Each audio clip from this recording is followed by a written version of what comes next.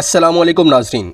पाकिस्तान की एक मरतबा फिर नाकिस बॉलिंग ने सबके पोल खोल दिए हैं और क्रिकेट शायकीन को सबसे ज़्यादा मायूस कर दिया है।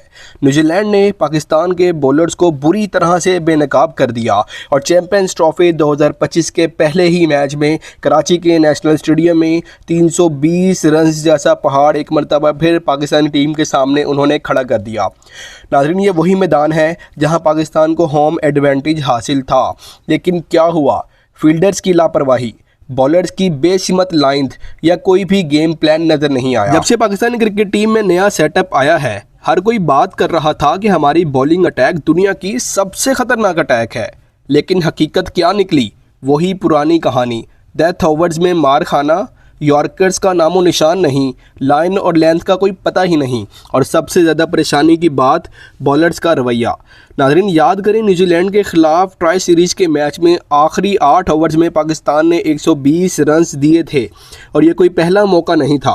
पिछले कई सालों से हमारी टीम यही गलतियां दोहरा रही है, लेकिन कोई सबक नहीं सीखा। शाहीन शाह अफरीदी, नसीम शाह या हारिस रऊफ, इन सब का हाल एक जैसा है। यही 3 बॉलर सबसे ज़्यादा डेथ ओवर्स में मार खा रहे हैं। कप्तान मोहम्मद रिजवान ने फील्ड प्लेसमेंट बेहतरीन की थी, लेकिन अगर बॉलर्स उनके प्लान पर अमल ना करे तो फिर क्या फ़ायदा?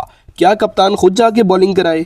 क्या वो हर गेंद पर बॉलर को समझाए कि यार ये लाइन रखनी है, ये लेंथ रखनी है? और अगर वो समझाए भी तो क्या बॉलर्स सुनने के लिए तैयार हैं?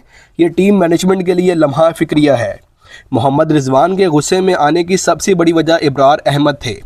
44वें और 45वें ओवर में टॉम लीथन ने स्वीप शॉट पर 2 चौके और एक ज़बरदस्त छक्का मारा और रिजवान का गुस्से में आना बिल्कुल जायज़ था। वो कह रहा था कि मैंने ऑफ साइड पर फील्ड सेट की है, लेग साइड की फील्ड आगे रखी है और तुम लेग साइड पर गेंद डाल रहे हो, फिर चौके खा रहे हो। अब सवाल ये है कि क्या पाकिस्तान अपनी बॉलिंग में बेहतरी लाएगा? अगर यही हाल रहा तो चैंपियंस ट्रॉफी में आगे कैसे बढ़ेंगे? टीम मैनेजमेंट को फौरी तौर पर बॉलर्स के साथ काम करना होगा, वरना ये टूर्नामेंट भी बर्बाद हो जाएगा।